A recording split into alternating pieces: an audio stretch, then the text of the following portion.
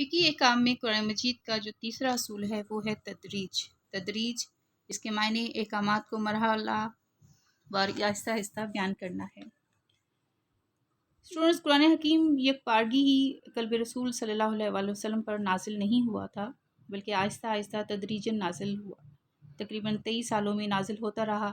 ابتدا میں مجمل اور مختصر انداز میں احکام نازل ہوتے تھے، بعد میں مفصل احکامات نازل ہوئے۔ معاشرتی، تمدنی معاملات وغیرہ سے یہ متعلق تھے۔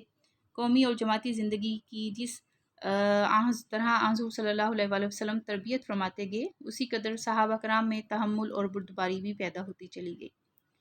گویا کہ آہستہ آہستہ غذا اور دوا دونوں ہی تجویز ہوتی رہیں۔ اوامر و نواہی تدریجاً آہستہ آہستہ ترقی کی مدارج طے کرتے گئے۔ رسول کریم صلی اللہ علیہ وسلم مبعوث ہوئے تو اہل عرب میں بہت سی باتیں پیدا ہو چکی تھیں، جن میں بعض قائم رکھنے کے قابل تھیں اور بعض عادتیں بری تھیں جن کو چھوڑ دینا ہی انسان کے فائدے میں تھا۔ اس لیے شارع نے ان سے الگ رکھنا چاہا، اور وہ اس کو الگ ہی رکھنا چاہتا تھا۔ اس لیے اس نے اپنی حکمت سے آہستہ آہستہ ان کے لیے اپنے احکامات ظاہر کیے اور رفتہ رفتہ اپنے دین کو درجہ کمال تک پہنچایا۔ اسٹوڈنٹس، اہل عرب مثلاً جوا اور شراب کے خوگر تھے، یعنی عادی تھے۔ ان کی حرمت کا ذکر بتدریج 2 ہجری، 6 ہجری اور 8 ہجری میں آیا۔ پہلا حکم سورۃ البقرہ کی آیت نمبر 219 میں آیا، فیہما اسم کبیر و منافع للناس و اسمہما اکبر من نفعہما، کہ ان دونوں میں بڑی برائی ہے، اگرچہ اس میں لوگوں کے لیے منافع بھی ہے، اور مگر اس کا گناہ اس کے فائدے سے زیادہ ہے۔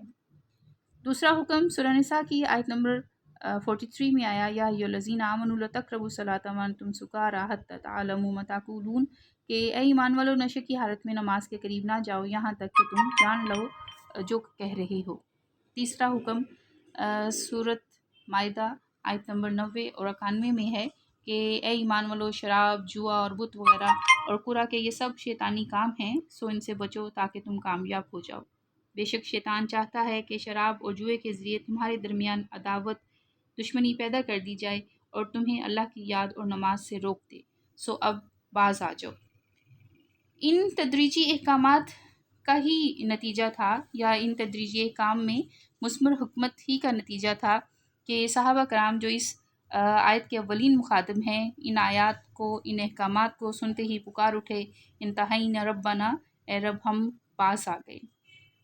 اگر شراب کے پینے کا حکم اول ہی دن سے نازل ہو جاتا تو یہ ممکن تھا کہ لوگ یہ کہہ دیتے کہ ہم شراب نوشی ہرگز ترک نہ کریں گے، کیونکہ جس کام کو کرنے میں انسان کو لذت آتی ہے وہ اس کام کو چھوڑنے میں بہت حیل و حجت کرتا ہے۔ لیکن قرآن کا انداز بیان یا اللہ کا جو طریقہ رہا ہے لوگوں کو، انسانوں کو سیدھے راستے پر چلانے کے لیے، وہ یہی کہ اپنے احکامات اس نے تدریجاً نازل کیے تاکہ آہستہ آہستہ انسانی طبیعت اس کی طرف مائل ہو اور پھر وہ دل سے ان احکامات پر پیروی کرے۔ جیسا کہ میں نے ابھی آپ کو مثال کے طور پر شراب کی ممانعت کی 3 آیات کی تلاوت کی ہے، اور انہی آیات کے بارے میں تفصیل بھی بتائی ہے کہ کس طرح سے لوگوں نے شراب کو پینا جو ہے وہ چھوڑ دیا اور خود ہی پکار اٹھے کہ انتہینا ربنا، اے ہمارے رب ہم باز آ گئے، اور شراب نوشی جو ہے وہ ان پر حرام ہو گئی۔ تدریج اسرو حدیث صلی اللہ علیہ وآلہ وسلم، نبی کریم صلی اللہ علیہ وآلہ وسلم نے فرمایا، فضیلت اور کرامت کی کوئی بات ایسی نہیں رہی جسے اللہ تعالیٰ نے اپنی امت کو عطا نہ فرمائی ہو۔ یہ بھی اس کا فضل اور احسان ہے کہ شرائع احکام کو اس نے ایک ہی دفعہ نہیں اتارا، بلکہ یکے بعد دیگرے رفتہ رفتہ واجب کیا۔ حضرت عائشہ فرماتی ہیں، حضرت عائشہ رضی اللہ تعالیٰ عنہ فرماتی ہیں، ارشاد نبوی ہے کہ پہلے مفصل اور پھر الحجرات سے آخر قرآن تک کی وہ صورتیں نازل ہوئیں جن میں جنت اور دوزخ، ترغیب و ترہیب کا ذکر ہے۔ پھر بھی جب لوگ اسلام پر مضبوطی کے ساتھ قائم ہو گئے تو پھر حلال و حرام کے احکام نازل ہوئے۔ مثلا شراب نہ پینے کا حکم اگر اول ہی دن سے نازل ہوتا تو لوگ یہ کہتے کہ ہم کبھی بھی شراب نہیں چھوڑیں گے۔ اسی طرح ابتدا میں زنا چھوڑنے کا حکم ہوتا تو لوگ یہ کہتے کہ ہم اس سے ہرگز باز نہیں آئیں گے۔